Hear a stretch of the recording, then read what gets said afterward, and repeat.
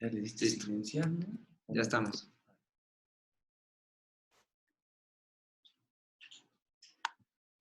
Listo. Buenos días a todos. El día de hoy tenemos la clase de monitoreo hemodinámico por Lalo Ríos. Adelante. A ver, pues, ¿cómo funciona esto? Nomás hablo y ya, ¿va? Sale. Bueno, vamos a ver un tema bien chido, monitoreo hemodinámico, bien interesante, muy largo, muchos conceptos. Para la mayoría de ustedes, estos conceptos van a ser nuevos.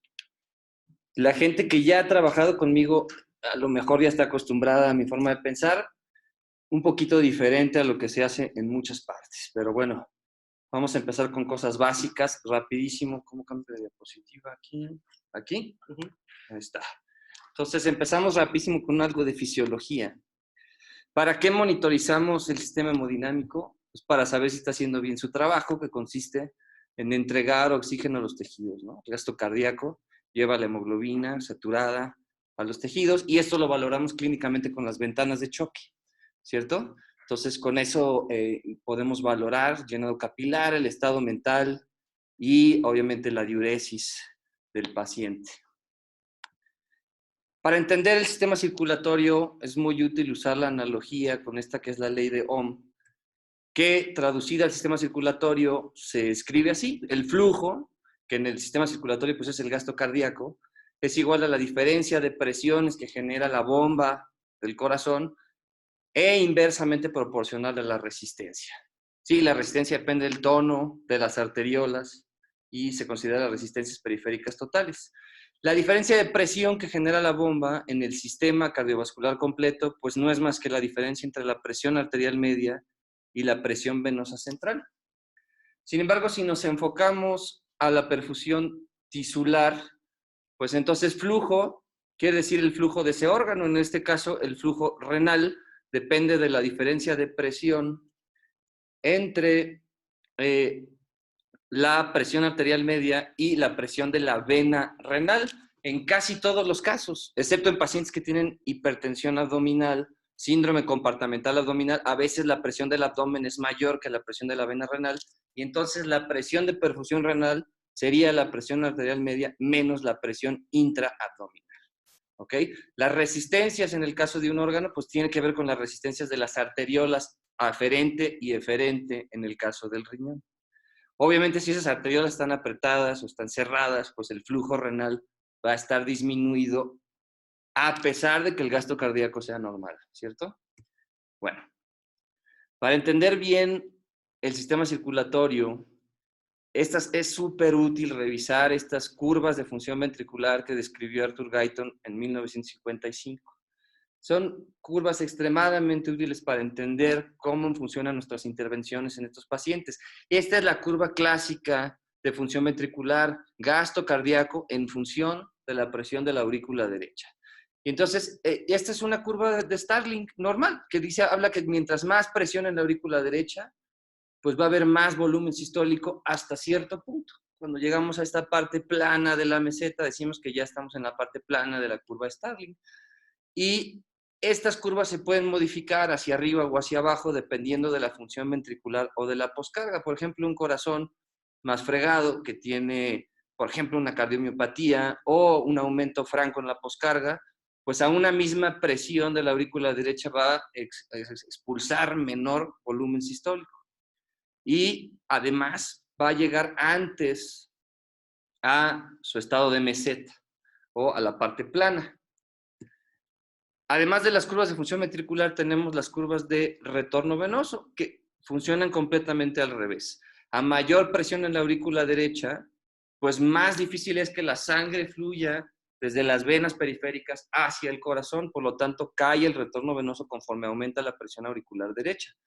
Pero esto se puede modificar al cambiar la presión en las venas periféricas. Esto es la presión media de llenado circulatorio, la presión media de llenado sistémico. ¿Cómo podemos modificar la presión en las venas periféricas? Si, por ejemplo, le infundimos volumen a un paciente, solución cristaloide, eso va a aumentar la volemia, por lo tanto, la presión en las venas periféricas, por lo tanto, la presión media de llenado circulatorio, y eso puede desplazar la curva hacia arriba. Si no le infundimos volumen, hay otra manera de cambiar la presión media circulatoria, por ejemplo, venoconstricción. Si apretamos las venas, por ejemplo, con norepinefrina, eso disminuye la capacitancia del vaso, aumenta el volumen estresado, hace que haya más presión en las venas periféricas y por lo tanto más retorno venoso. Entonces, podemos modificar las curvas, ya sea con venoconstricción o con el nivel de volemia. Y básicamente, pues estas dos curvas ocurren en un paciente al mismo tiempo. Un paciente vivo tiene que tener el mismo gasto cardíaco y el mismo retorno venoso, y el lugar en el que opera ese paciente va a ser en el lugar en el que se intersectan estas curvas. Para que quede un poquito más claro, podemos ver un ejemplo. Aquí en esta curva de la izquierda, supongamos que es un paciente con una función cardiovascular normal, llega a urgencias por cualquier razón, se les hace fácil infundirle 4 o 5 litros de solución cristaloide.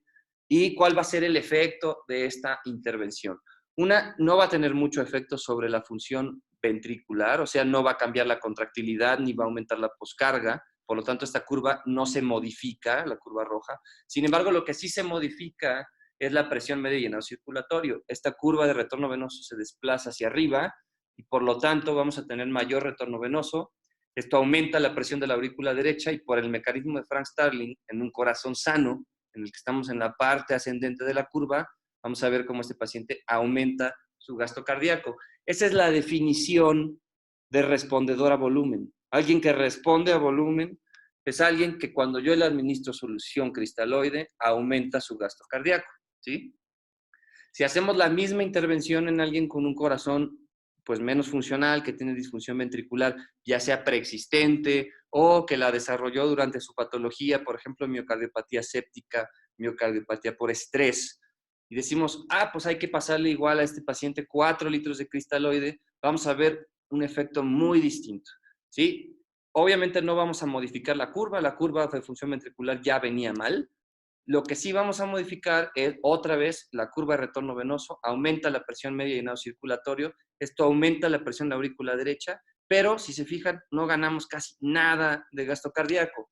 O sea, a este paciente le pasamos 4 litros de solución en vano. Lo único que logramos fue aumentar su presión auricular derecha y eso probablemente va a tener repercusiones, ¿sí?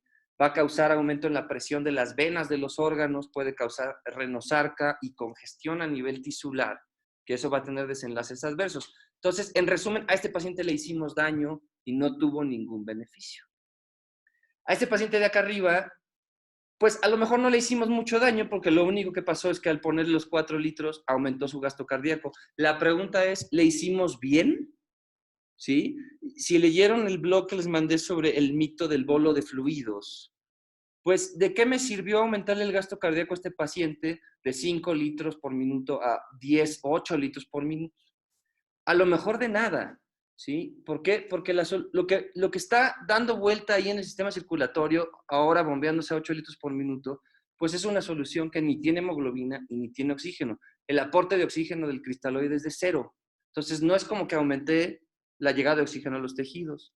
2, ¿cuánto tiempo dura esa solución de cloruro de sodio en el espacio intravascular? Los estudios que lo han checado dura 2 horas. ¿Sí? Entonces, a la tercera hora ese líquido ya se fugó y si acaba en el pulmón, estamos en problemas.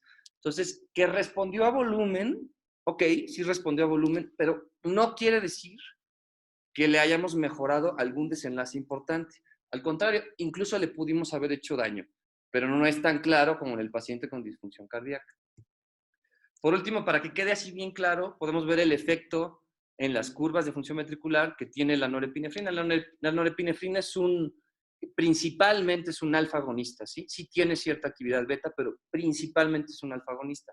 Entonces, lo que va a tener de efecto sobre el sistema cardiovascular, sobre la función ventricular, es aumenta la poscarga, porque causa constricción de las arteriolas. Entonces, básicamente disminuye un poquito la función del corazón, ¿sí? Sin embargo, también causa venoconstricción y en un paciente que tiene suficiente reserva de volumen, como casi todos tenemos, eso va a causar que aumente la presión mediana circulatorio porque aumenta el volumen estresado y finalmente, si el paciente tiene buena función cardiovascular, la norepinefrina aumenta la precarga, ¿sí? Porque apretó las venas, esa sangre se va al corazón, aumenta la precarga y generalmente la norepinefrina aumenta el gasto cardíaco.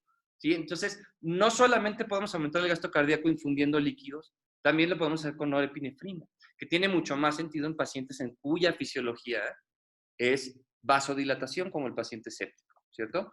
Aquí hay un estudio en pacientes sépticos en el que les dan norepinefrina y miden el gasto cardíaco. Sí, la mayoría de los pacientes con choque séptico, si les ponemos norepinefrina, vamos a ver un aumento, aquí, de aquí para arriba es aumento en el gasto cardíaco, unos cuantos les fue peor. ¿Sí? Quiere decir que estos pacientes ya tienen un corazón tronado. A la hora que yo le pongo norepinefrina, aumenté mucho la poscarga para ellos y no pueden aumentar su gasto, al contrario, se los disminuí. Probablemente en este paciente le hice daño al ponerle vasopresor. Bueno, ahora, ¿cómo valoro clínicamente si un paciente está hemodinámicamente estable o inestable? ¿Sí? Clásicamente, y lo que medimos todo el tiempo en pacientes graves, pues son 3 variables bioquímicas: la saturación venosa central, la delta de PCO2 y el lactato. ¿Ok? Sin embargo, la verdad es que vamos a ver que lo más importante pues, es medir la perfusión de los tejidos, que eso lo vamos a hacer ya sea de forma clínica o con ultrasonido. Y también pues podemos darnos una idea de cómo está el gasto cardíaco de un paciente echando mano ya sea del ultrasonido o de estrategias más avanzadas como análisis de contorno de onda, varias cosas que ahorita no nos vamos a meter. Bueno, la saturación venosa central. Para entender un poquito qué quiere decir la saturación venosa central, está súper buena esta curva, que es del libro de Pinsky. Básicamente esta curva grafica, esto es DO2, que es el delivery o el aporte de oxígeno, y de este lado en el eje de las Y, el consumo de oxígeno. Si nos vamos hasta acá, del lado derecho, tenemos un aporte máximo, ¿sí? Y hasta arriba tenemos un consumo máximo. Normalmente, un humano sano tiene 5 veces más aporte de oxígeno que lo que necesita, que lo que consume. O sea, yo le estoy entregando a los tejidos 5 veces más que lo que requieren. O sea, les va a sobrar oxígeno. Y como les sobra oxígeno, pues normalmente en la arteria hay que como 94% de saturación de oxígeno. Y como van a usar nada más un quinto de lo que les entrego, pues va a sobrar mucho oxígeno que no se va a usar en los tejidos y va a quedar en las venas centrales. La saturación venosa central normal, pues por ahí de 70, pues quiere decir que sobró muchísimo oxígeno, de 96 a 70, usé nada más una pequeña parte, ¿ok?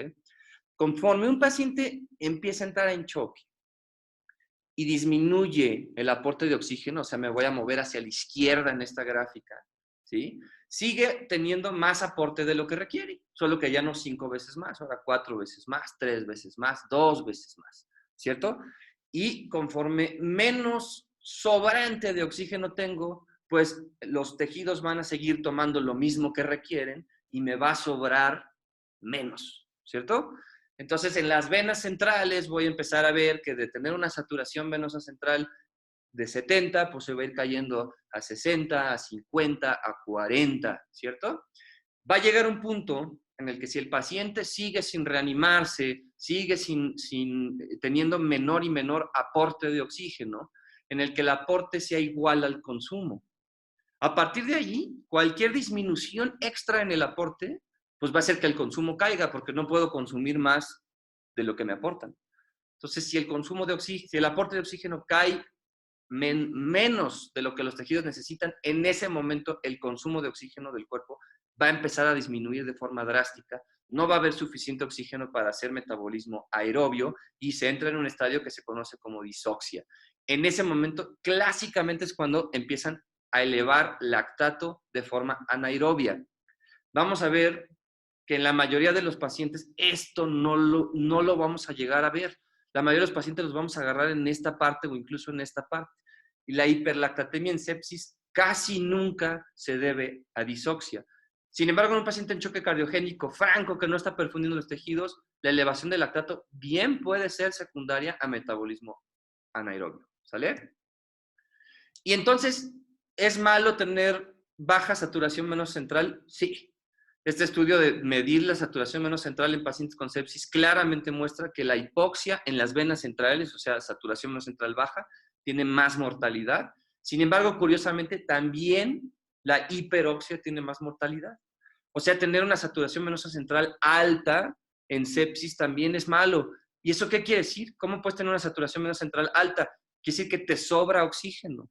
¿sí? Y eso se ve cuando hay daño microvascular, o sea, hay pequeños lechos tisulares que tienen daño en los capilares, no se perfunden y entonces pues el oxígeno que está en la arteria nadie lo usa, ¿sí? Pero eso no quiere decir que el paciente esté bien. Al contrario, quiere decir que están dañados los lechos microvasculares, está sobrando oxígeno porque esos tejidos están mal y no los están usando. Entonces, tanto la hipoxia como la hiperoxia son malas, pero significan cosas distintas, ¿no? La hiperoxia más o menos normalmente significa daño microvascular y la hipoxia sí pudiera representar una falla circulatoria en el sistema macrovascular, ¿sale? Bueno. Siguiente marcador que usamos, bioquímico, la delta de PCO2. ¿Qué es la delta de PCO2? Es la diferencia entre la arteria y entre la concentración de PCO2 en la arteria y la concentración de PCO2 en las venas centrales. Y normalmente hay una diferencia, ¿sí? ¿Por qué? Porque en la arteria, por ejemplo, supongamos que tenemos 40 milímetros de mercurio de PaCO2, perfundimos los tejidos con un gasto cardíaco normal. Obviamente los tejidos tienen metabolismo y contribuyen a agregar CO2 al capilar, ¿sí? Por lo tanto, al final del capilar, en el lado venoso, va a haber un poquito más de CO2 de lo que había en el lado arterial. Esto obviamente se suma de cada lecho capilar y al llegar a las venas centrales vamos a ver que en vez de tener 40 milímetros de mercurio, ahora tengo 46. Y es normal tener 6 milímetros de mercurio más de CO2 en las venas centrales que en las arterias. Entonces, la delta de PCO2 normal se considera 6 o menos, ¿ok? ¿Qué pasa cuando tengo bajo gasto cardíaco? Cuando estoy perfundiendo menos a los tejidos y hay menos flujo. Solo hay menos litros por minuto perfundiendo a estos capilares. Quiere decir que el flujo es más lento y a los tejidos les da más tiempo de aventar CO2 hacia el capilar. Por lo tanto, ahora en el extremo venoso del capilar, pues va a haber un poquito más de CO2 de lo que normalmente habría. Y como vemos en este ejemplo, la presión venosa de CO2 en las venas centrales no es de 46, sino es de 50. Entonces aquí tengo una diferencia de 50 versus 40, tengo una diferencia de 10. El delta CO2 está elevado. En este caso traduce un bajo gasto cardíaco. Ojo, no necesariamente el delta CO2 elevado significa bajo gasto cardíaco. ¿Por qué? Porque al igual que lo que expliqué con la saturación venosa central, también en sepsis puede haber daño microvascular, ¿cierto? Y vean lo que pasa. Cuando hay daño microvascular, hay lechos tisulares que no se perfunden, otros que sí. Los que sí se perfunden contribuyen con su CO2 de forma normal. Sin embargo, el CO2 de los que no se perfunden, porque pues, esos tejidos también están metabolizando cosas, se difunde hacia los capilares que sí están perfundidos porque sus capilares no sirven. Y eso va a hacer que al final en el extremo venoso haya más CO2 de lo normal. Otra vez, si medimos la CO2, la suma de todos los lechos capilares va a haber un poquito más, en este caso otra vez 50, y el delta de PCO2 en este ejemplo es 10.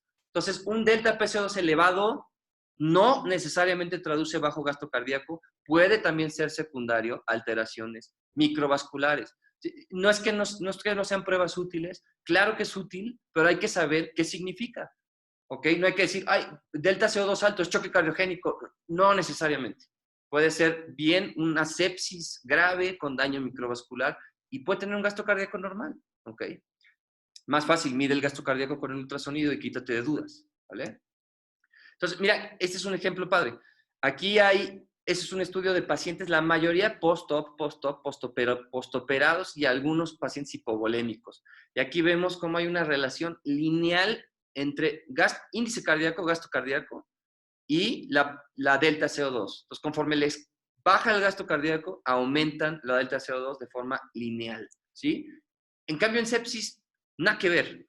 Estos son pacientes con choque séptico. Aquí vemos la delta CO2 en función del gasto cardíaco. No hay correlación, ¿sí? Sin embargo, en sepsis correlaciona un poquito mejor con daño microvascular. Este es el porcentaje de capilares permeables medidos por capilaroscopía y correlaciona con la delta CO2. Entonces, en sepsis, una delta CO2 elevada, pues puede ser esperado por el daño microvascular y no necesariamente quiere decir que tenemos que aumentar el gasto cardíaco de ese paciente. Sin embargo, sí, un delta CO2 alto, aquí está high, se asocia con menos sobrevida. Eso no hay duda. Entonces, tener la saturación venosa central alterada es malo, tener el delta CO2 alto también es malo. ¿Ok? Lactato. Y la gente le encanta estar pidiendo gasometría de control, cómo va el lactato. Mira, la verdad es que casi no sirve. Ahí les va por qué. En el contexto de sepsis, ¿sí? La sepsis genera inflamación sistémica y genera una respuesta adrenérgica, o sea, en el contexto de estrés. La adrenalina es una hormona que nosotros producimos de forma normal cuando estamos estresados y cuando se produce en cantidades exageradas como en la sepsis grave o en el choque séptico, estimula los receptores beta 2 del músculo y eso hace que haya más lactato deshidrogenasa por el puro estímulo adrenérgico. Entonces, no quiere decir que haya disoxia, o sea, que no haya suficiente aporte de oxígeno y que esté entrando el metabolismo anaerobio, sino que la pura adrenalina aumenta la conversión de piruvato a lactato y por lo tanto causa hiperlactatemia, no necesariamente secundaria a metabolismo anaerobio. De hecho, casi nunca es así. Sí existe la hiperlactatemia por metabolismo anaerobio. Por ejemplo, el paciente que no tiene nada de gasto cardíaco, no está perfundiendo los tejidos, choque cardiogénico franco, que cae en anaerobiosis, obviamente ese piruvato jamás va a poder entrar al ciclo de Krebs porque no hay oxígeno y todo se va a convertir en lactato, ¿ok? Sin embargo, en sepsis, si es un estudio de Lancet que lo demuestra, en sepsis, si tú mides, le pones una agujita, puncionas el músculo esquelético y tomas un dializado de músculo esquelético, vas a ver que casi todo el lactato que produce un paciente séptico viene del músculo esquelético y no es que sea secundario a anaerobiosis o hipoxemia o hipoxia tisular. No, es porque hay mucha adrenalina, punto. ¿Ok? Entonces, ¿de qué sirve el lactato? Bueno, sí sirve. Sí sirve porque el lactato identifica al paciente grave, ¿sí? Un paciente grave tiene el lactato elevado, ¿ok? Y es cierto, todos los estudios que han buscado el lactato muestran que mientras más lactato, más mortalidad, ¿ok? Pero no necesariamente se debe a que el paciente tiene hipoperfusión. Muy probablemente estás identificando pacientes graves con mucho estrés, con mucha secreción de adrenalina, y pues son los que tienen una sepsis más grave, ¿ok? ¿Qué tienes que hacer para bajar ese lactato? Probablemente no tienes que hacer, no tienes ni que echarle líquido, ni que ponerle aminas, ni que ponerle inotrópico, tienes que controlar el foco, ¿cierto? Tienes que quitarle el estrés al paciente, ¿sí? Entonces quítale la pus, dale antibiótico y dale tiempo, ¿ok? Muy probablemente el lactato no sirve estarlo midiendo, porque no representa la mayoría de las veces hipoxia tisular, ¿vale? Bueno, también podemos medir el gasto cardíaco. Entonces, cuando tengamos el taller de ultrasonido, ojalá que lo podamos tener, vamos a ver que con el eco podemos medir la función del ventrículo izquierdo, la función del ventrículo derecho, y más importante aún, podemos aquí poner el Doppler en el tracto de salida del ventrículo izquierdo y medir, ¿sí?, la integral de la velocidad, la integral velocidad-tiempo, y con eso vamos a darnos una idea del volumen sistólico del paciente. Lo normal es 18 a 22. ¿Sí? Si tiene un volumen sistólico normal y tiene una frecuencia cardíaca normal, seguramente tiene un gasto cardíaco normal. ¿Sí? Como les dije, hay dispositivos más avanzados que hacen este análisis de contorno de onda de pulso, que se basan en diluciones de litio y otras cosas. No, ni lo tenemos, ni lo van a usar aquí en el instituto, ni tiene caso que un internista sepa cómo funciona. Pero el eco sí, el eco lo podemos hacer todo el tiempo, podemos medir el gasto cardíaco y darnos una idea mucho mejor de cómo está el gasto cardíaco de un paciente sin necesidad de andar viendo que el delta CO2 y que la saturación venosa central. No quiere decir que no sirvan, pero es mucho más específico medirlo directamente. ¿Sale? Ok. Bueno, ya aprendí a medirle cosas, tomarle gasometrías, hacerle eco al paciente. Creo que este paciente está grave, creo que lo tengo que reanimar. ¿Cuáles son mis metas? ¿Voy a reanimar a ese paciente hasta cuándo? Cuando digo ya está bien reanimado, está mal reanimado. Súper controversial este tema, pero hay cosas que hacemos de forma estándar. Uno, la presión arterial arriba de 65 es una meta, ¿cierto? Y esto se basa en estudios pues, chafas que observaron a pacientes sépticos, cuánto tiempo tuvieron su presión arriba de 60, cuánto tiempo tuvieron su presión abajo de 60, y ven que mientras más horas estén con la presión abajo de 60, más se mueren, y fue el valor de corte que mejor se comportó la curva. Entonces dijeron, bueno, para no errarle, vamos a tener metas arriba de 65 para que casi nunca estén pues, ciertas horas abajo de 60. Es arbitrario este corte, ¿sí? Sin embargo, si hay estudios como el Sepsis-PAM, que ha tratado de ver qué es mejor, una meta de TA media de 65 o low map, o una meta de TA media de 80 o high map. Y básicamente mostraron que no hay diferencia en mortalidad si tienes metas de 65 versus metas de 80. ¿Okay? Entonces, a lo mejor en muchos pacientes la meta está bien en 65. Sin embargo, si le rascas un poquito a este estudio, te vas a dar cuenta que los pacientes que eran previamente hipertensos, a lo mejor con 65 no les alcanza, porque los que les pusimos más norepi para lograr un poquito más de TA media, requirieron menos diálisis. Entonces, en esos pacientes les salvamos el riñón probablemente por subirle la TA media a 80. Entonces, no todo paciente la va a hacer con 65, algunos requieren un poquito más. ¿Quién se beneficia? Hasta ahorita la evidencia muestra que pacientes con hipertensión crónica, pero seguramente hay gente que se beneficia de más presión arterial media, sobre todo si la perfusión de los tejidos está disminuida. ¿Ok? Bueno, ¿qué otras metas existen? Este es el estudio de Emmanuel Rivers, que es el famoso Early Goal Directed Therapy, que cambió las guías, y de hecho, gracias a este estudio se inventó Surviving Sepsis. Fue una cosa que hizo mucho ruido en el mundo de la terapia intensiva, porque Rivers dijo, bueno, a todos los pacientes con sepsis vamos a llevarlos a una CBP de 8, si está más baja de 8, échale agua, hasta que llegue a 8. Si tiene TA media baja, ponle vasopresor. Si tiene saturación venosa central, ponle inotrópico, o si tiene anemia, transfúndelo, ¿ok? Versus lo que se hacía antes en 2001, que era tratar la sepsis con las patas, a nadie le importaba.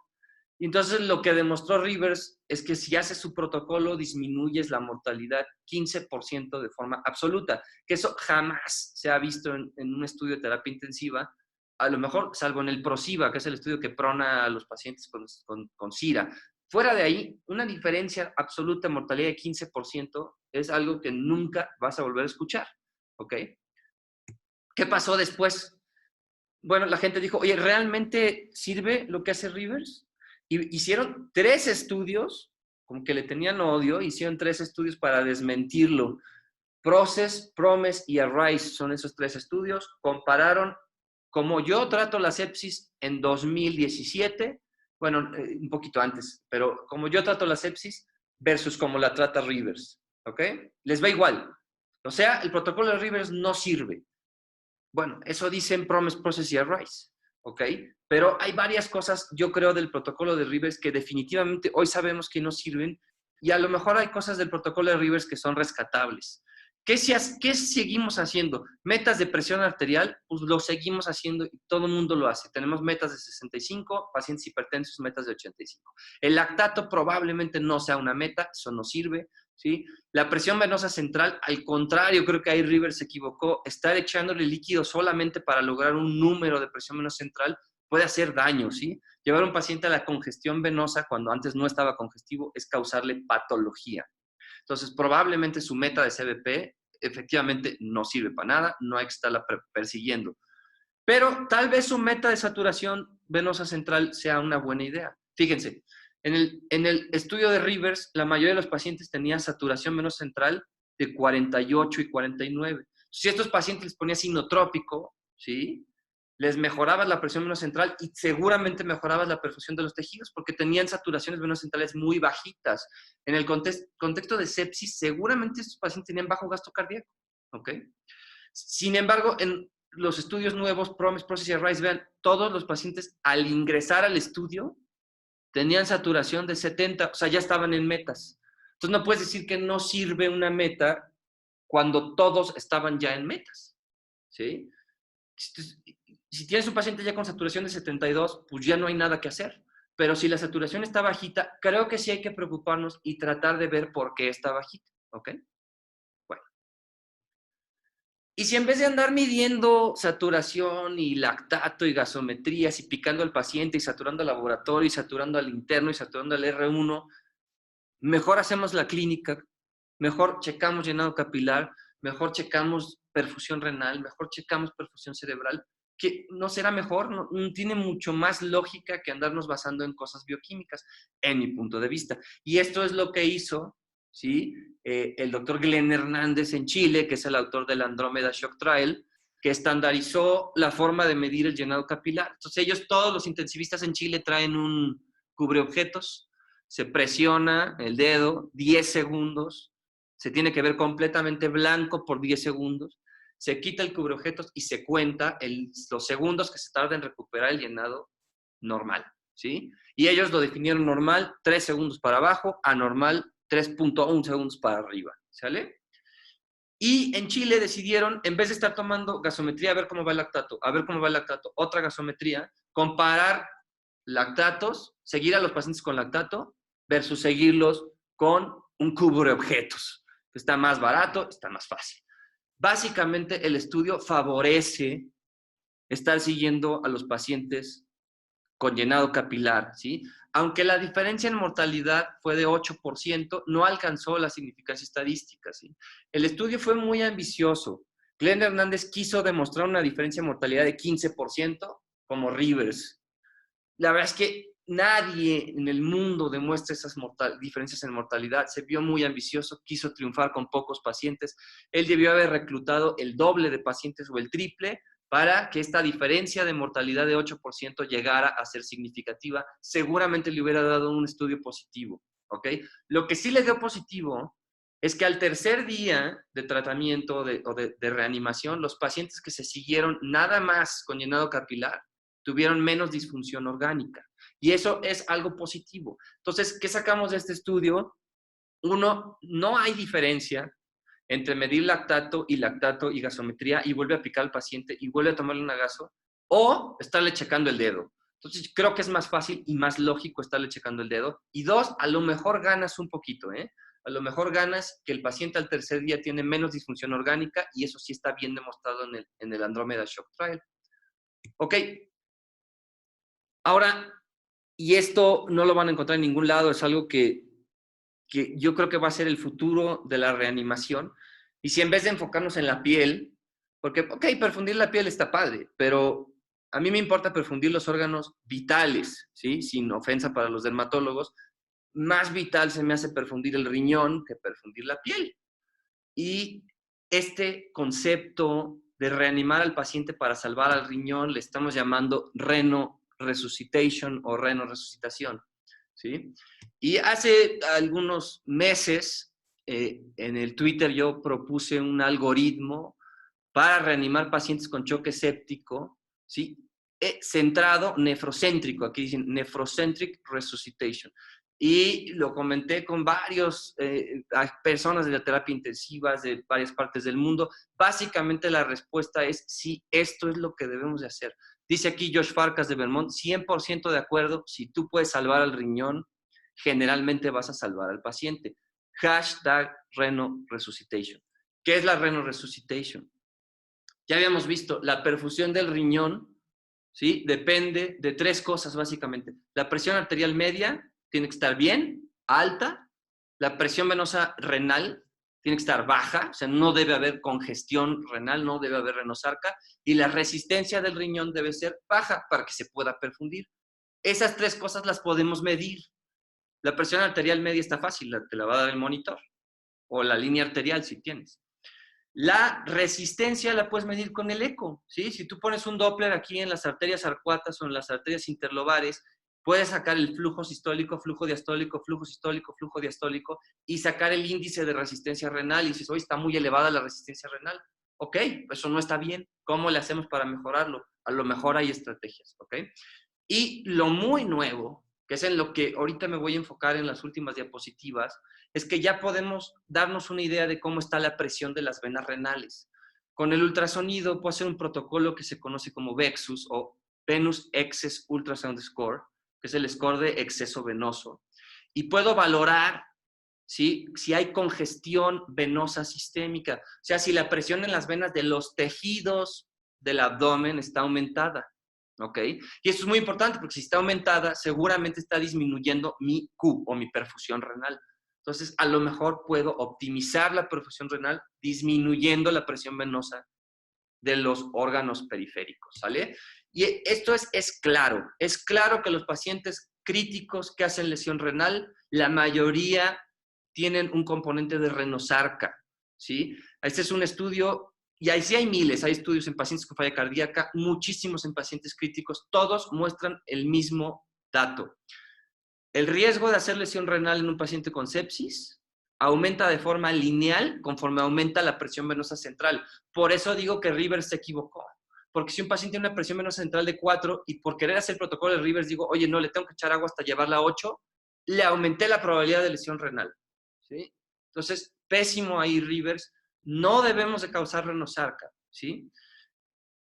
Fíjense, los pacientes con sepsis, ¿quién le va a dar lesión renal? ¿Cómo predices a quién le va a dar lesión renal? No puedes predecirlo ni con el gasto cardíaco, vean la P, ni con la saturación menos central, ni con la presión arterial media. Lo único que predice a quién le va a dar lesión renal es la presión venosa central, con una P de 0.0003. Y así hay miles de estudios de esto, no hay duda, ¿ok? Bueno, ¿cómo mido o cómo valoro la renosarca? Aquí está el Vexus Score, ¿ok? Y el Vexus Score involucra usar el eco, el ultrasonido, para valorar las venas que están en el abdomen, porque los órganos que nos importan están en el abdomen, ahí están los riñones, son los únicos órganos importantes. Y entonces, yo voy a valorar la vena cava inferior a nivel abdominal, voy a valorar la vena porta que está en el abdomen también y las venas renales que también están en el abdomen. Un paciente no congestivo tiene una vena cava chiquita que colapsa con la respiración y tiene una porta con un flujo monofásico plano, ¿sale? Conforme se congestiona el paciente, su vena cava se dilata y ya no colapsa con la respiración, pero todavía no tiene congestión suficiente para afectar a los órganos. O sea, todavía no hay renosarca, la vena porta está planita. Pero si seguimos pasándole volumen, se sigue congestionando el paciente, vamos a ver que la vena porta empieza a pulsar, ¿sí? También la vena renal, que es de la línea para abajo, empieza a pulsar. Fíjense, esta es una vena renal normal y ahora empieza a pulsar. Se empieza a variar la perfusión, el retorno venoso de esos órganos con el ciclo cardíaco. Eso no es normal. Y si le sigo echando volumen, que es lo que hacen en la UTI, ¿no? El lactato alto volumen, lactato alto volumen, lactato alto volumen, va a pulsar más la porta, ¿ok? Va a llegar a más de 50%, que esto se conoce como Vexus 3, ¿sí? Esta es la definición de renosarca. Una congestión grave suficiente para causar daño orgánico, ¿ok? Vexus 3 causa daño orgánico. Y aquí está la evidencia, y hay muy poquita todavía. Yo tengo los datos porque me los pasan mis amigos del Twitter. Eventualmente van a salir artículo tras artículo tras artículo en el que esto quede bien demostrado. Primer artículo que lo demostró en pacientes por cirugía cardíaca. Si tienes pacientes con pulsatilidad de la vena porta de más del 50%, tienes un riesgo de 5.12 de hacer lesión renal aguda grave, ¿ok? Y este artículo que me lo mandó Philip, está a punto de publicarlo, es la valoración, la validación del Venus Access Ultrasound Grading System, o sea, de Vexus 0, Vexus 1, Vexus 2 y Vexus 3. Es el mejor predictor de lesión renal aguda en este grupo de pacientes, más que la presión venosa central incluso, más que el gasto cardíaco y más que cualquier otra variable hemodinámica que tú midas, ¿ok?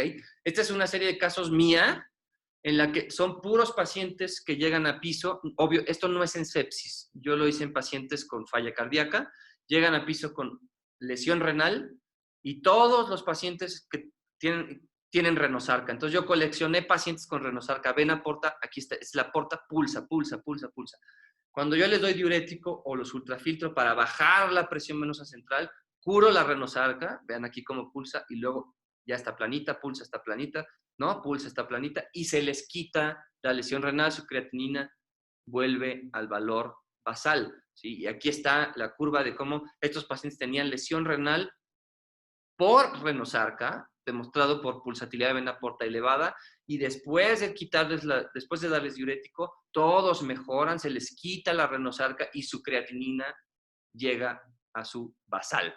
Entonces, sí sirve estar midiendo el Vexus, porque puedes detectar lesión renal por congestión, ¿ok? Bueno, vamos ya para terminar.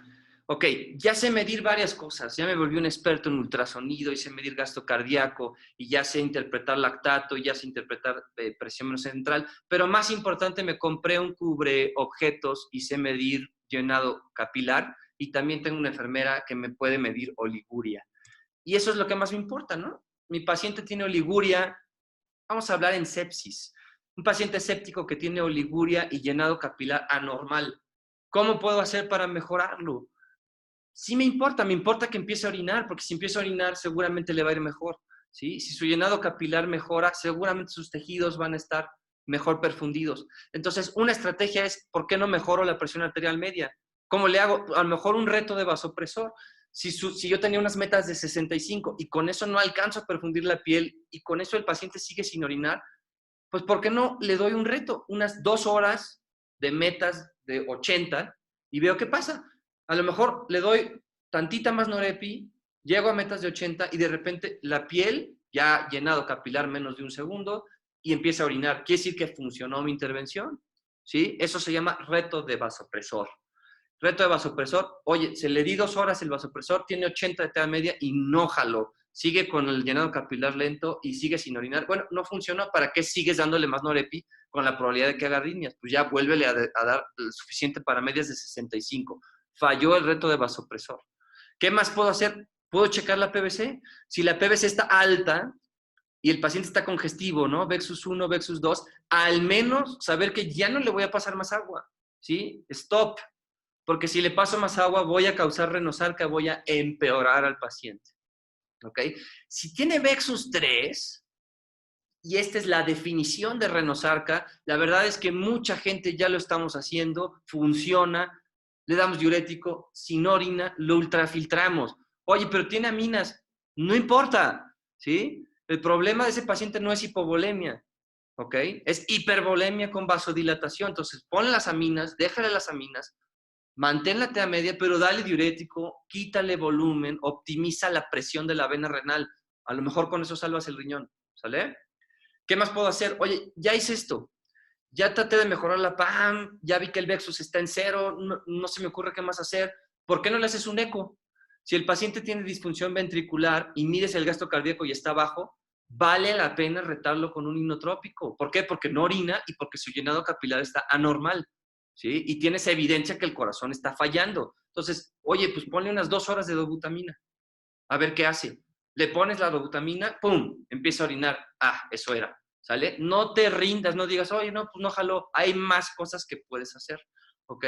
A veces puedes cambiar el vasopresor. Hay evidencia que el vasopresor ideal en falla renal es la vasopresina, ¿sí?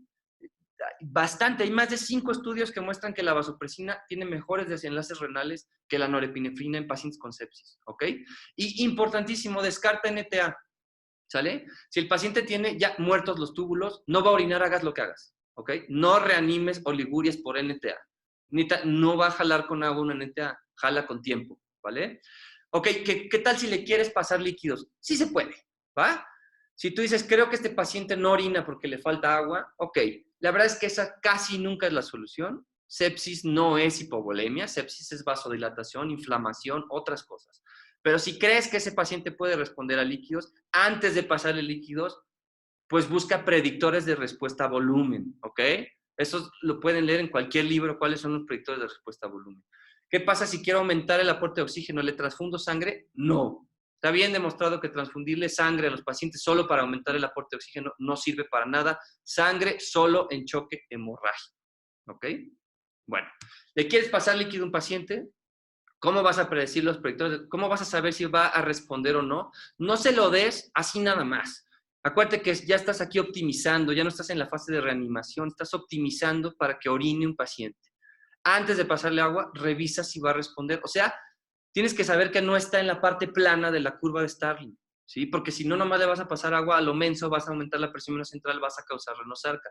¿Cuáles son los predictores de respuesta a volumen? Varios, ¿sí? Puedes medir la vena cava y la colapsabilidad, puedes hacer una elevación pasiva de piernas. Hay muchísimos, los pueden buscar. La verdad es que en cualquier libro vienen. A mí me dan muchísima flojera. Yo ya nunca los hago porque, como les digo, dar líquido casi nunca es la solución. Ya casi nadie está haciendo eso en Estados Unidos ni en Canadá, aunque aquí en México, cómo nos gusta hacer eso, ¿vale?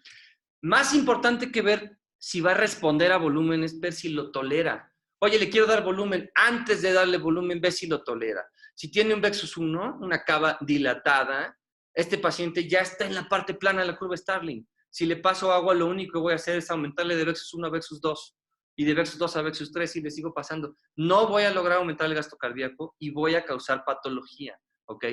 Ahora, hay pacientes que sí tienen predictores de respuesta. La cava está chiquita, quiere decir que si le echo agua seguramente va a aumentar el gasto cardíaco, ¿sí? Pero que ya empiezan a tener fuga de agua hacia el intersticio pulmonar y eso lo ves con el eco. Ese paciente seguramente no va a tolerar mucho volumen, entonces mucho cuidado. Que no sea tu primera estrategia. Primero intenta vasopresor, primero intenta otras cosas.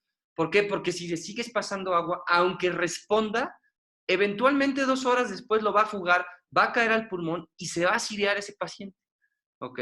Entonces, agua no es que nunca sea la solución, sí, a veces hay que pasar agua, pero la verdad es que casi nunca es la solución. Ok, traigo 2 casos que están rapidísimos. Yo creo que para que quede todo claro, tenemos tiempo, me tardo 5 minutos, ¿vale? Bueno, entonces este caso es de mi amigo Matt Suiva, que es intensivista de la Cleveland Clinic, y él nos presenta a una mujer de 50 años que tiene SAOS e hipertensión. La paciente viene con pielonefritis. Entonces llega a la barra, la encuentran con TAM de 40, en urgencias le pasaron 3 litros de Harman, siguiendo las guías del Surviving Sepsis, nada criticable.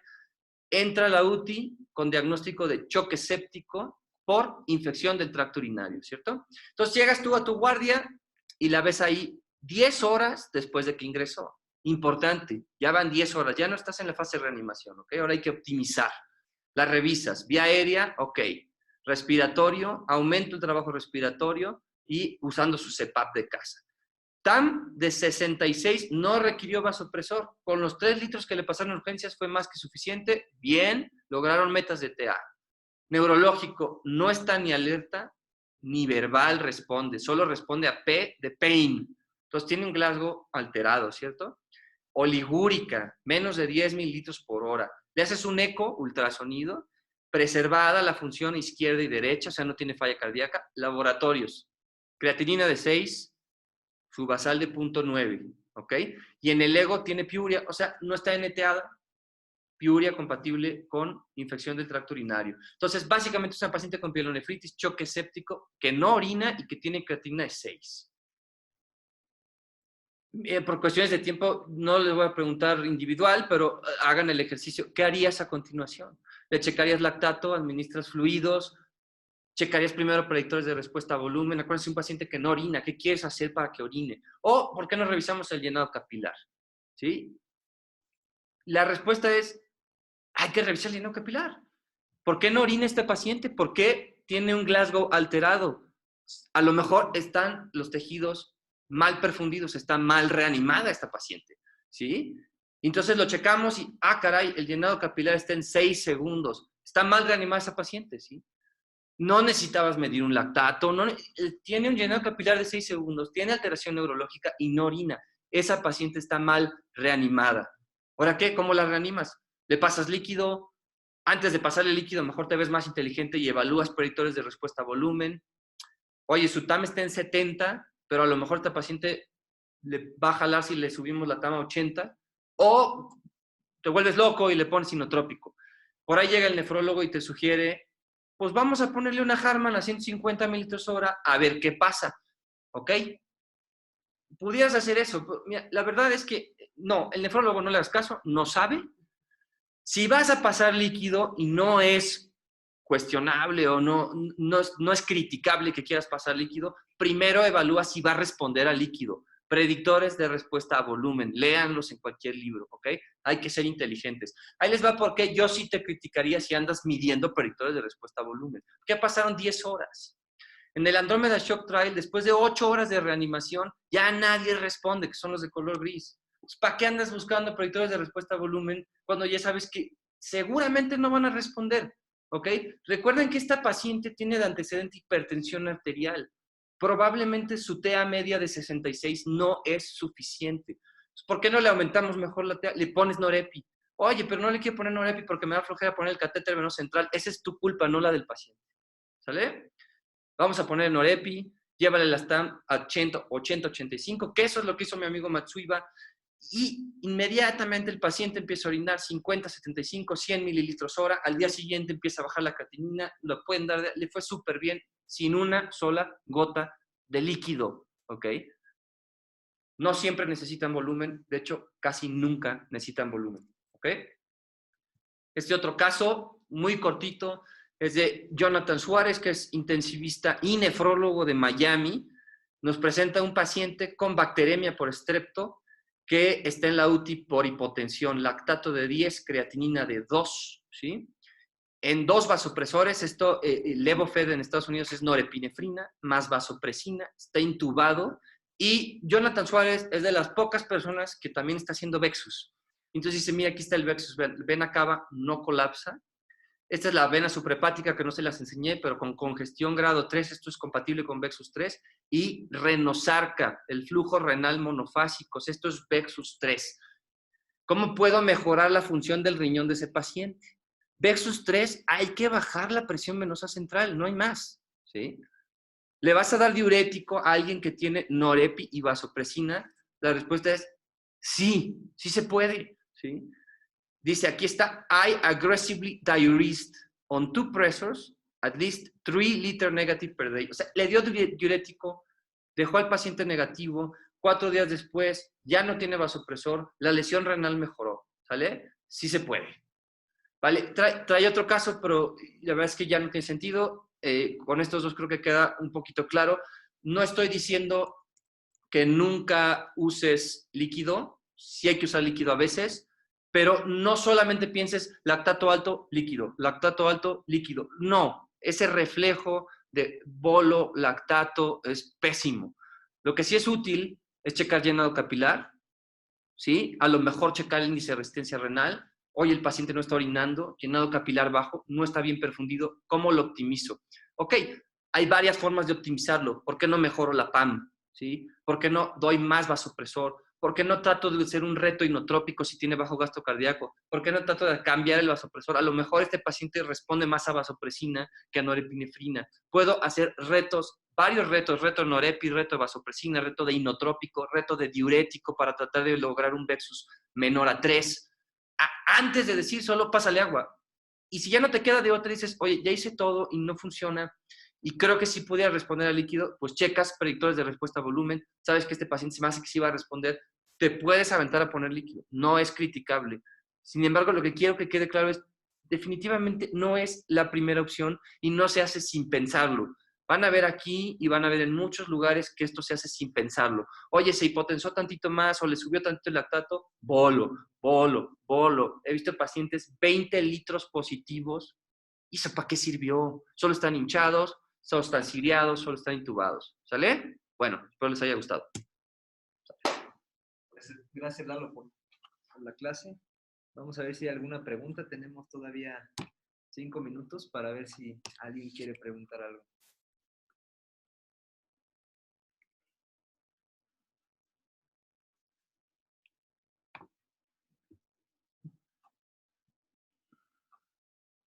Parece que no hay alguna pregunta.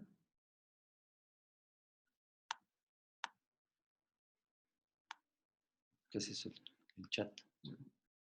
Bueno, pues entonces le agradecemos a Lalo por esta excelente clase.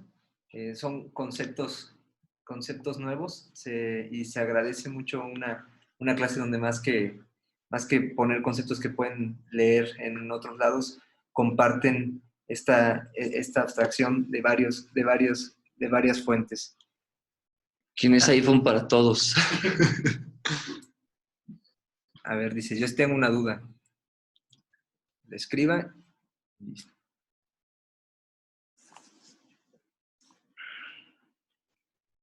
Ponle Bueno. Listo, ya se resolvió la duda. Entonces, pues Lalo es muy accesible, lo pueden ver y si tienen alguna duda extra lo pueden buscar directamente. Muchas gracias a todos y buen día. Ya, quítalo. Gracias, Lalo.